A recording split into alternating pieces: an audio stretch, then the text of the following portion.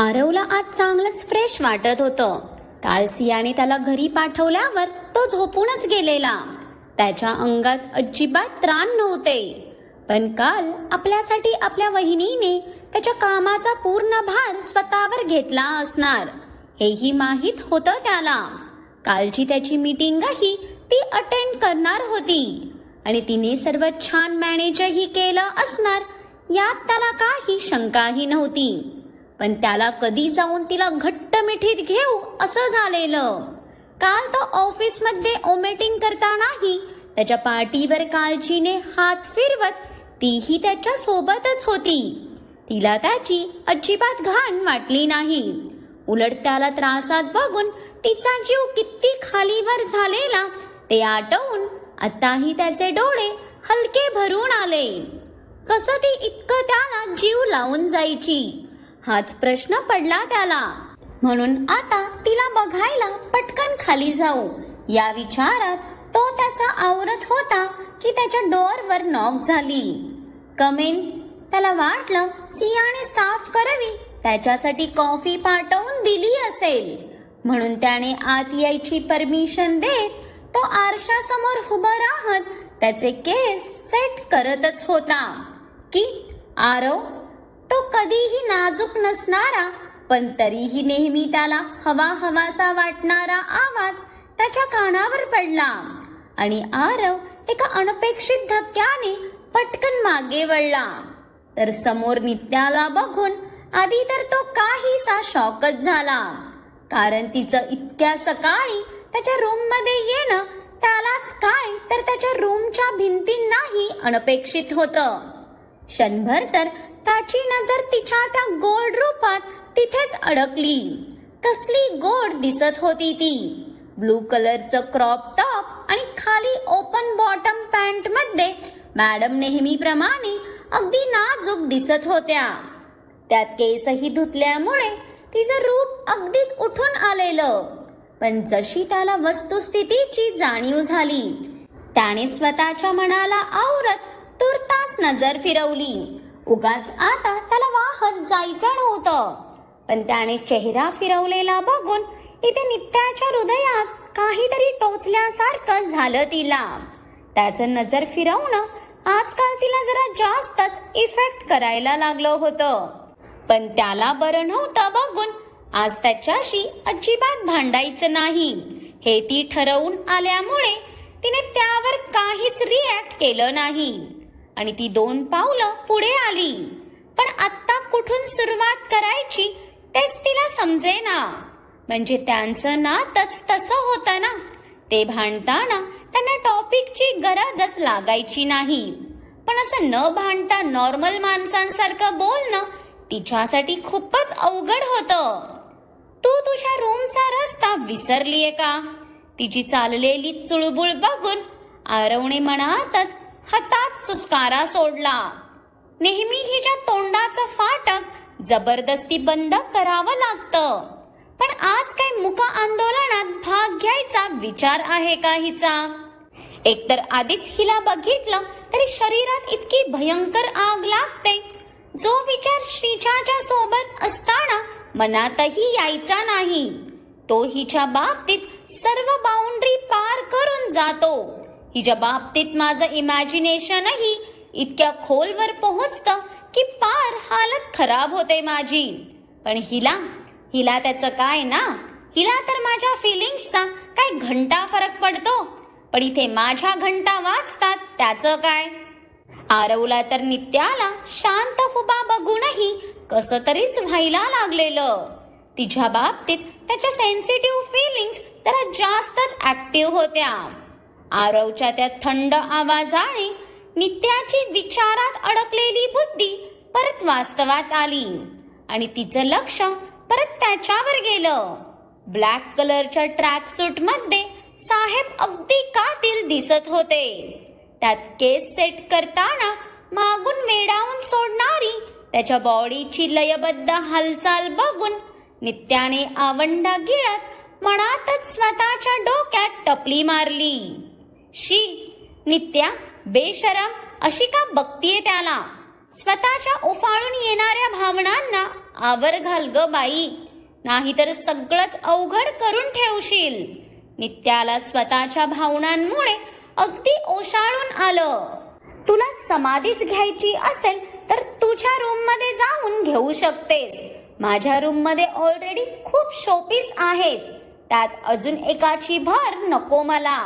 आता मात्र त्याचा चिडलेला आवाज तिच्या कानावर पडला आणि त्याच्या थोबड्यावर वैतागलेले भाव बघून नित्याने डोळे फिरवले. याला बरं नाही म्हणून मी काही बोलत नाही आहे, म्हणून आता हा भुरट्या माझ्या काय डोक्यावर चढणार का?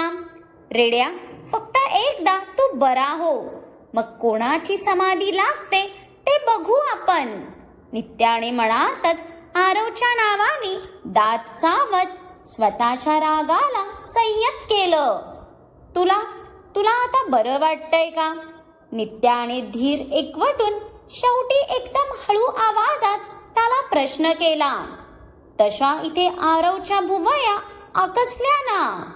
म्हणजे तिच्याकडून आलेला प्रश्न भले सामान्य असला तरी ती मुलगी सामान्य नव्हती ना. आणि आतापर्यंतच त्यांचं कधी बोलणंही सामान्य झालं नव्हतं. मग तो दुसरे कायच रिॲक्शन देणार होता ना. माझं सोड नित्या, पण तुला बरं वाटत नाही आहे का, जे तू चक्क माझी विचारपूस करायला आलीये? नित्या, यार एकाएकी इतकी पण चांगली वागू नको ग, की मी तर रडूनच देईन. उगाच काळजीचं नाटक करण्यापेक्षा तू डायरेक्ट मुद्द्याचं बोललीस तरी चालेल मला. I really don't mind. Aarav नित्याकडे बघत तिरकस हसत खोचकपणे बोलताच आत्ता मात्र नित्याचं पूर्णच्या पूर्ण तोंडच गोळा झालं. त्याचं बोलणं मनाला लागलं असलं तरी ती रडत थोडी ना बसणार होती. या भुरट्याला ना इज्जत त्रासच येत नाही वाटतं. तसही इज्जत देण्यासारखा प्राणी तरी आहे का हा? पण म्हटलं चला बरं नाही तर थोडं नीट बोलावं. पण छे, या गाढवाशी नीट बोलायचं म्हणजे स्वतःला मूर्ख सिद्ध करण्यासारखं आहे. म्हणून ह्याला याच्या भाषेत बोलल्याशिवाय कधीच डोक्यात घुसत नाही. नित्या आता मनात चरफडत पुढे झाली. तसा तिच्या चेहऱ्यावर पसरलेला राग बघून आरव काहीसा नरमला. आरव, तुला मी तुझ्या काळजीचं नाटक करतीये असं वाटूच कसं शकतं? मान्य, आपलं पटत नाही, तरी मी कधीच तुझ्याशी फक्त स्वार्थापोटी नाही बोललीये. म्हणजे काल तुला बरं नव्हतं, इथे या बेडवर असा मेल्यासारखा पडला होतास तू. मी किती घाबरली होती माहितीये? तुला तसं बघून मला किती त्रास झाला हे तुला सांगून तरी उपयोग आहे का? तुला तेही माझं नाटकच वाटणार.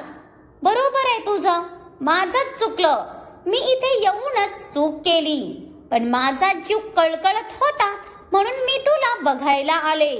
पण त्यातही तुला माझ्याशी भांडायचंच आहे, मला हट करायचंच आहे. नित्या रागातच तणतणत त्याच्या जवळ ये त्याला धक्का मारताच तो मागे ड्रेसिंग टेबलला धडकला. पण आता तिच्या या वागण्यावर चिडायचं सोडून त्याची नजर तर तिच्या डोळ्यात अडकलेल्या त्या अश्रूंवर होती, ज्याला तिने खूप प्रयासाने बांध घातलेला. त्यात तिचे वाक्य त्याच्या कानात वारंवार रुंजी घालत होते.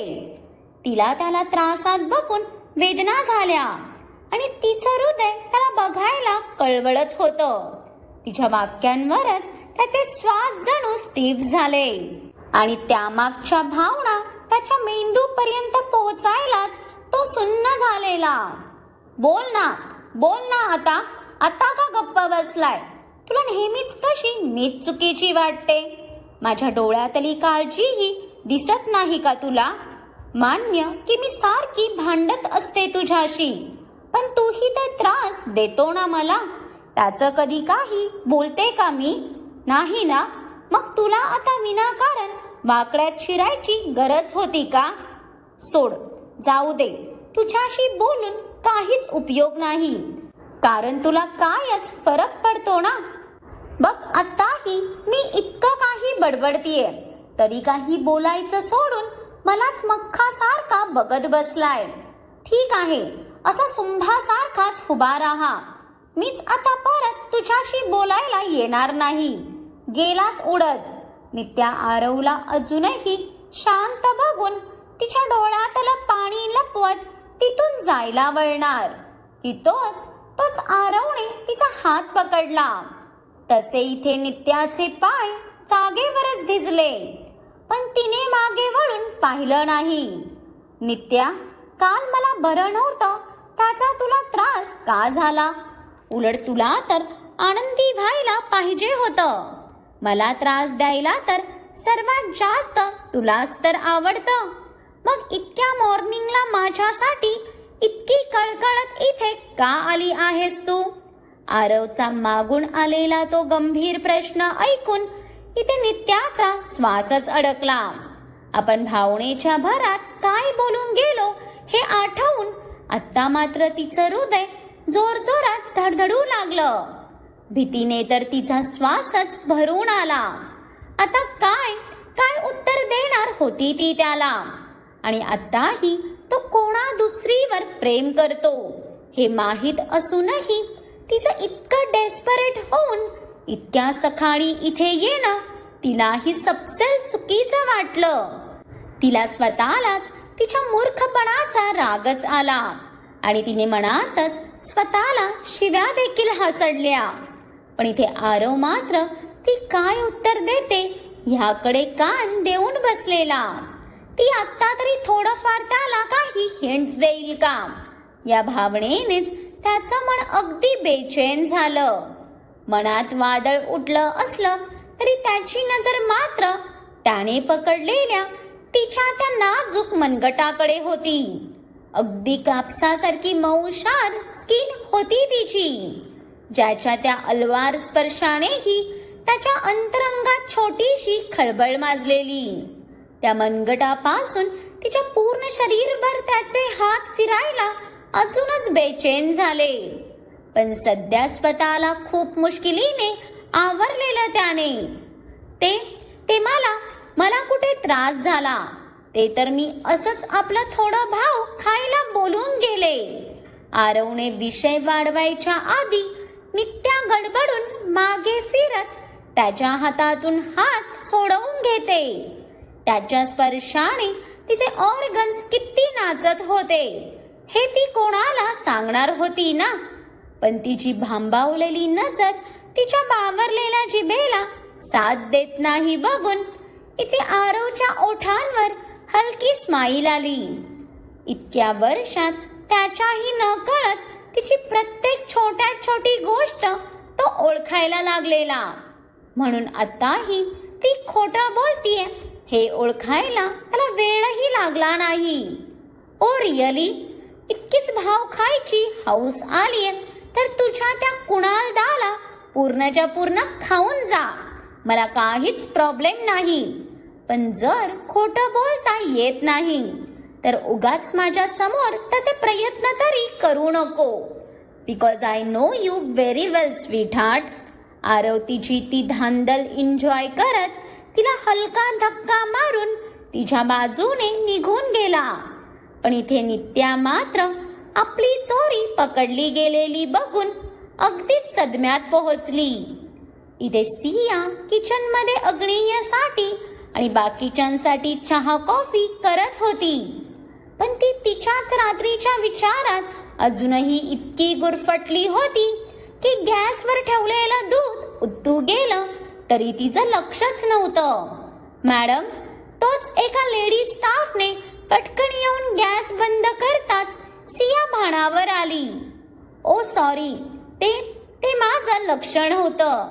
दूध उतू गेलेलं बघून सियाला तर अगदी ओसाळल्यासारखं झालं. आणि लाज तर वाटलीच पाहिजे ना.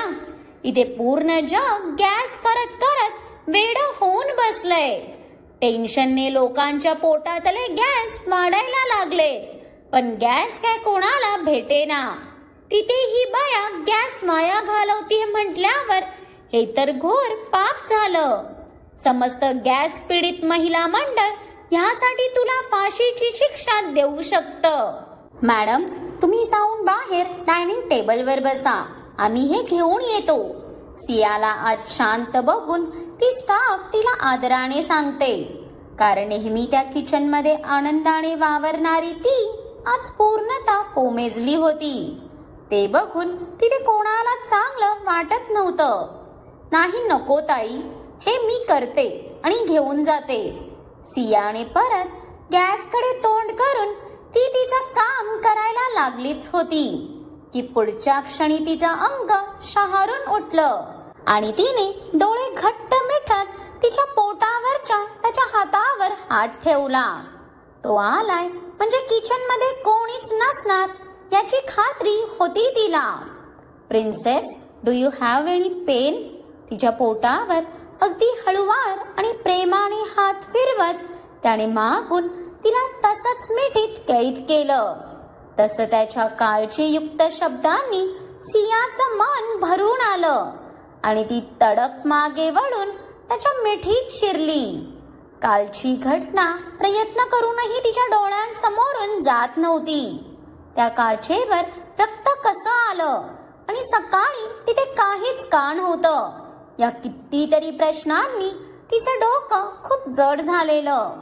अहो, ते काल म्हणजे आज सकाळी तिथे काहीच नव्हतं. मला काहीच कळत नाही आहे. विचार करून करून माझं डोकं फुटायला लागलंय. सियाचा आवाज अगदीच कातर झाला. तसं त्याने तिला समोर करत तिचा चेहरा ओंजळीत घेतला. ती स्वतःला इतका त्रास करून घेताना बघून त्यालाच वेदना होत होत्या. जाना बच्चा, it's only bad dream, nothing else. Still तू या गोष्टीवरून स्वतःला त्रास करून घेतेय तर मला आता राग येईल हा. तिच्या डोळ्यातलं पाणी पुसत त्याने तिला प्रेमाने दटावताच ती घाबरून त्याच्याच मिठीत शिरली. त्याचा राग तिला परवडणार थोडी होता. रागाशिवाय अजून काय येतं तुम्हाला? सिया त्याच्या मिठीतच गोड तक्रार करते. अजून काय काय येतं हे माझ्याहून जास्त तुला माहित आहे. पण तुला त्रासात बघितलं देन मलाही हट होतं राजा.